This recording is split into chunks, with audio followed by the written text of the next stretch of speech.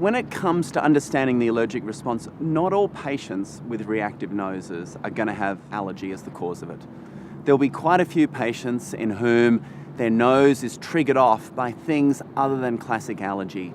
Cigarette smoke, perfumes, smoke, rapid temperature changes. Now, these patients are not likely to have allergy, and therefore pursuing allergy treatments in these patients is unlikely to be successful. The second one, in terms of flags that someone may have something more than simple allergy, is loss of smell.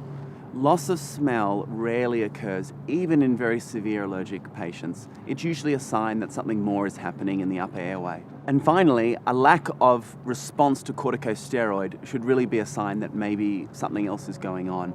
If one gives a patient a corticosteroid spray or tablets to start their treatment and their nasal symptoms don't seem to respond, then it's really a marker that there may be something else causing those nasal symptoms, and it's a good time to consider referral.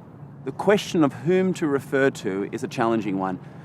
I think no doubt that patients in whom their lower airway is driving much of their symptoms, and you're seeking the support of how to improve their lower airway control and other future or long-term treatments, then a respiratory physician is ideal.